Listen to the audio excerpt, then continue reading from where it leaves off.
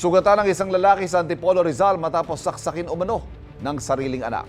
Sabi ng barangay, umamin sa kanilang suspect na sinaksak niya ang ama dahil daw sa pambubugbog nito sa kanya. Laging una ka sa balita ni EJ Gomez, exclusive. Nadakip ng mga otoridad ang 25 anyos na lalaking ito noong Lunes ng gabi sa Barangay San Isidro, Antipolo City. Sospek siya sa pananaksak sa sarili niyang ama. Pagdating po namin doon sa insidente, nadatnan po namin yung suspect ay tulala na at umamin po siya na ay siya na po yung sumaksak sa kanyang amain. Sa iskinitang ito sa sitio kay Adja nangyari ang pananaksak. Ang biktima nagtamo raw ng saksak sa kaliwang tagiliran.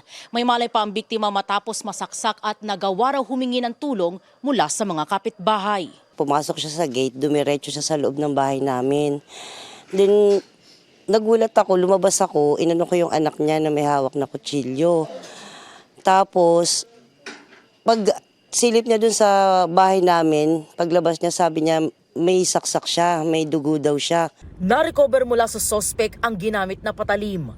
Ayon sa barangay, pambubugbog umano ng ama sa kanyang anak ang ugat ng krimen. Ayon po sa kwento po ng suspect sa amin, pagbaba pa lang po niya ng tricycle, doon na po siya binugbog ng kanyang ama.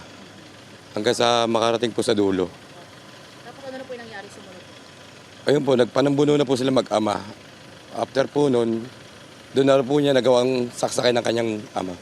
Ayon naman sa kaanak ng biktima, napagbuntungan lang ng anak ang kanyang ama, nagalit sa una niyang nakaaway. Meron ngang kaalitan doon sa lugar ng asawa niya. Siguro naging mainit ang ulo sa tatay na yung buntong yung sama ng loob. Kaya umabot sa ganun siguro. Madalas din daw magtalo ang dalawa. Samaan lang doon siguro ng loob na lumagama dahil sa hindi madalas pagkakaintindihan. Bisan nag-uwi lasing. Walang pahayag ang lalaki na pansamantalang na-detain sa Antipolo Component City Police Station. Gayon din ang biktima na kasalukuyan pang nagpapagaling sa ospital. Ito ang unang balita. EJ Gomez para sa GMA Integrated News.